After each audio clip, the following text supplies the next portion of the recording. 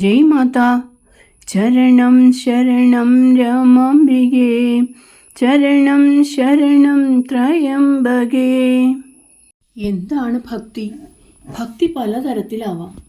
ഗോപികമാർക്ക് ഭഗവാനോടുണ്ടായിരുന്നത് പ്രേമഭക്തിയായിരുന്നു.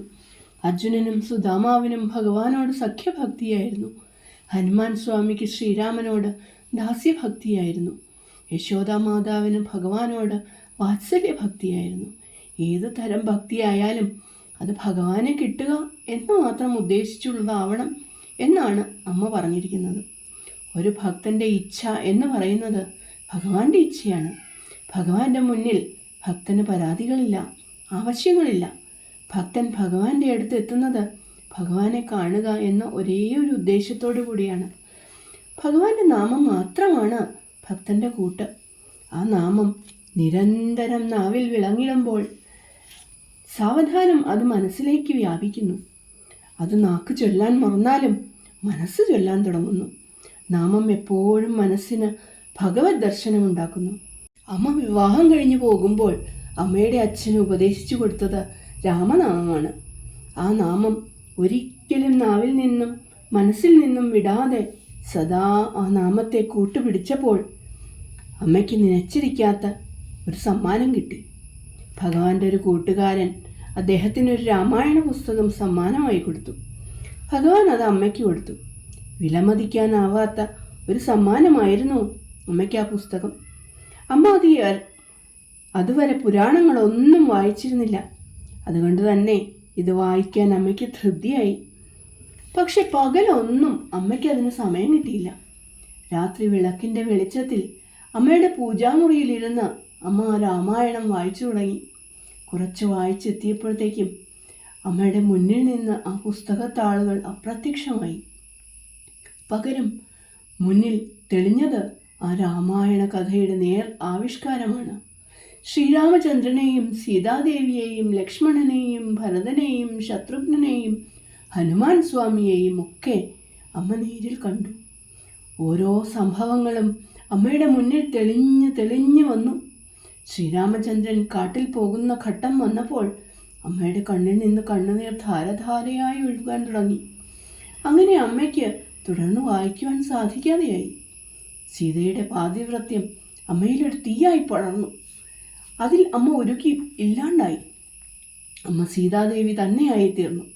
സീതാദേവിയുടെ പത്നി ധർമ്മം അമ്മയിൽ വേരുറച്ചു.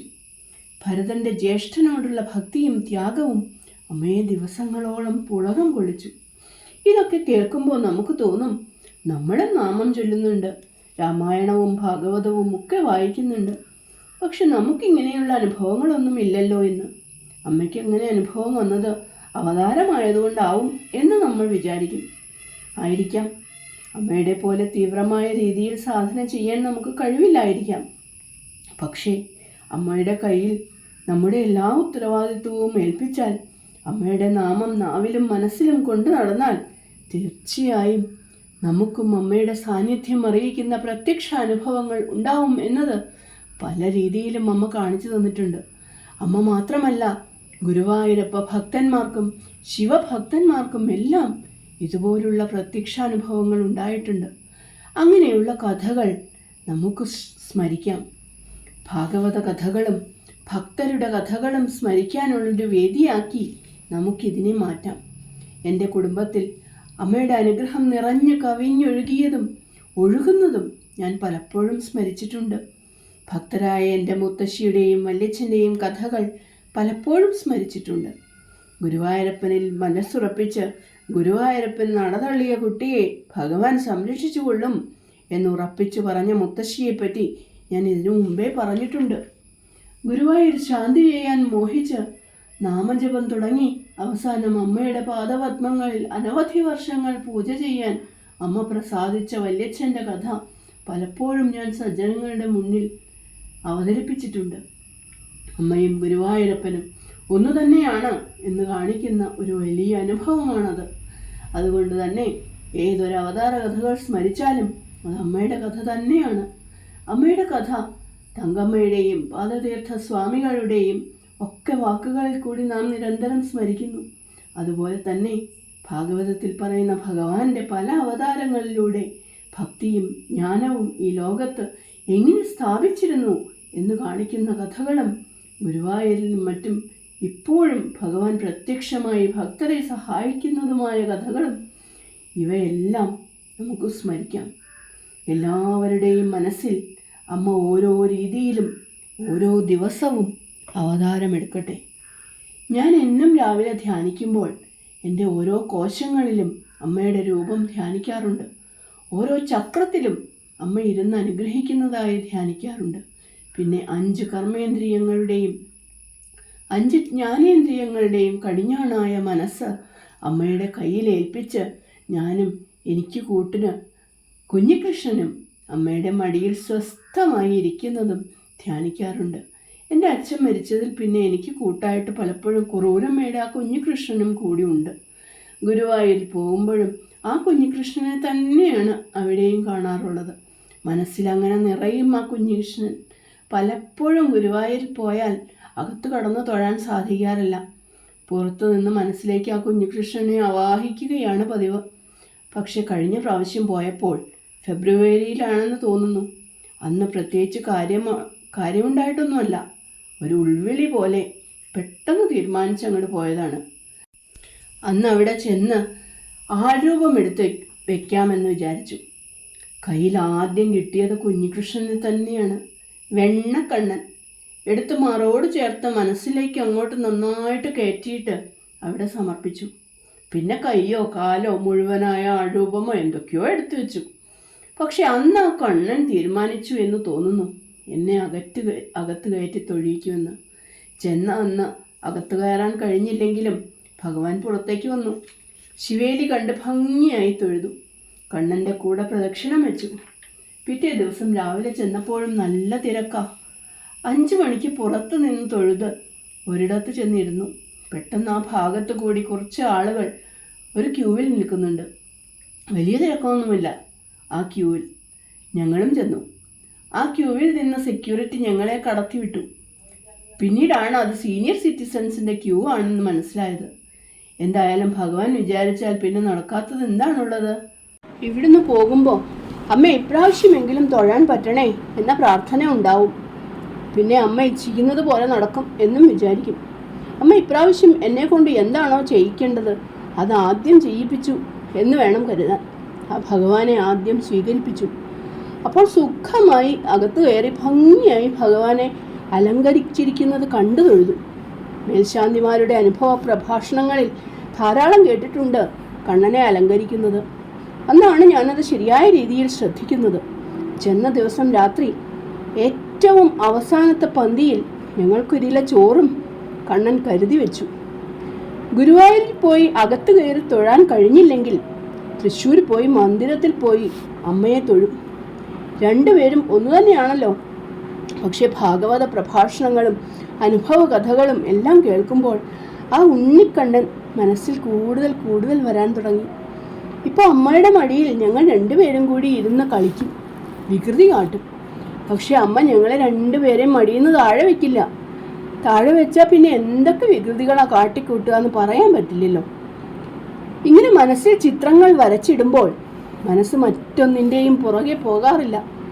ആവശ്യമില്ലാത്ത വർത്തമാനങ്ങളോ ചിന്തകളോ ഒന്നുമില്ല. കണ്ണടച്ചാൽ കൂടെയുള്ളത് അമ്മയും കണ്ണനും.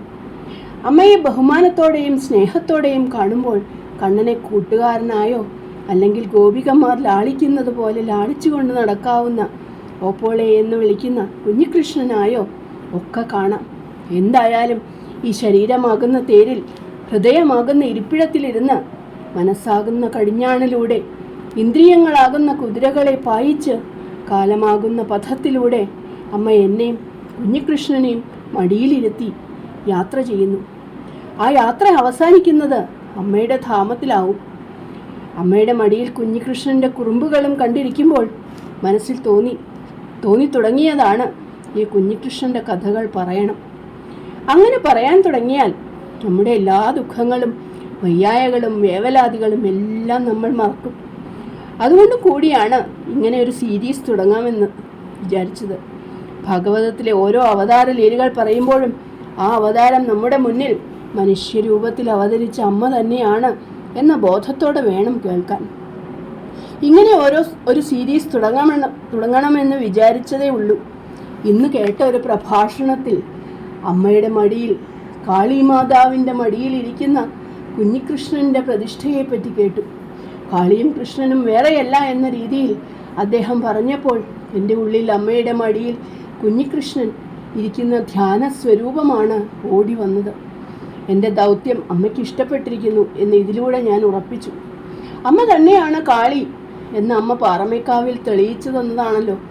ശ്രീകോവിലിൽ ഓടിക്കയറി ആ ബിംബത്തെ കെട്ടിപ്പിടിച്ച് അങ്ങോട്ട് നിന്നപ്പോൾ ആ ബിംബത്തിൻ്റെ രൗദ്രഭാവം മാറി ശാന്തഭാവമായി എന്ന് പറഞ്ഞു കേട്ടിട്ടുണ്ട്. അമ്മയുടെ കൃഷ്ണഭാവം തലശ്ശേരിയിലുള്ള സാധാരണക്കാരായ സ്ത്രീകൾ ധാരാളം കണ്ടിട്ടുള്ളതായി സ്വാമിജിയുടെയും തങ്കമ്മയുടെയും പുസ്തകത്തിൽ നാം കണ്ടിട്ടുണ്ട്. കണ്ണനും അമ്മയും രണ്ടല്ല, ഒന്നു തന്നെയാണ്. പിന്നെ നമ്മുടെ മനസ്സിൽ നമുക്കിഷ്ടമുള്ള രൂപത്തിൽ അവരെ രണ്ടുപേരെയും കൊണ്ടു നടക്കാം. സ്ഥിരമായി ഹൃദയത്തിലൊരു സ്ഥാനം കൊടുക്കണമെന്നേ ഉള്ളൂ. അത് ഏത് രൂപത്തിലായാലും വേണ്ടില്ല. പണ്ട് ഗുരുവായൂരിൽ ഒരാൾ തൊഴാൻ വന്ന കഥ കേട്ടിട്ടുണ്ട്. അയാൾ മേൽശാന്തിയോട് ചോദിച്ചു, ഏത് രൂപത്തിലാണ് ഇവിടെ ഭഗവാൻ ഉള്ളത് എന്ന്. തന്നെ കളിയാക്കുകയാണോ എന്ന് സംശയിച്ച് മേൽശാന്തി അതിന് നൽകിയ ഉത്തരം എന്താണെന്നോ? ഭഗവാൻ ഇവിടെ എരുമയെ പോലെയാണ് നിൽക്കണേന്ന്. ഈ വന്നയാൾക്ക് എരുമയെ നന്നായി അറിയാം. അയാൾ ഭഗവാനെ എരുമയായി കണ്ടു തൊഴുതു. മനസ്സിലെ ധ്യാനം നല്ല ഒന്നാന്തരം എരുമയായി ഭഗവാൻ മുന്നിൽ നിൽക്കുന്നതാണ്. അന്ന് ശിവേലിക്ക് തിടമ്പ് എഴുന്നള്ളിക്കാൻ നോക്കുമ്പോൾ തിടമ്പ് പുറത്തേക്ക് എടുക്കാൻ പറ്റുന്നില്ല. എവിടെയോ തടയുന്നത് പോലെ മുന്നിൽ തൊഴുതുകൊണ്ട് നിൽക്കുന്നുണ്ട് ആ ഭക്തൻ.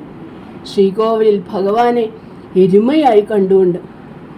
ഒന്ന് ചിരിച്ചാൽ പുറത്തേക്ക് കൊണ്ടുവരാൻ പറ്റൂലോ, ആ കൊമ്പ് വാതിലിൽ ഉടക്കി നിൽക്കുകയാണ് എന്ന് പറഞ്ഞപ്പോൾ ഇത് പറഞ്ഞു കൊടുത്ത മേൽശാന്തിക്ക് അത്ഭുതമായി. ഇത്രയ്ക്ക് പ്രത്യക്ഷമായി ഭഗവാനെ കാണാൻ എന്നും പൂജ ചെയ്യുന്ന എനിക്ക് പോലും കഴിഞ്ഞിട്ടില്ല എന്ന് അദ്ദേഹം ഓർത്തു. ആരെയും വില കുറച്ച് കാണില്ല എന്ന് അദ്ദേഹം തീരുമാനിക്കുകയും ചെയ്തു. ആരും ഭഗവാന്റെ മുന്നിൽ ചെറുതുമല്ല വലുതുമല്ല, എല്ലാവരും തുല്യരാണ്.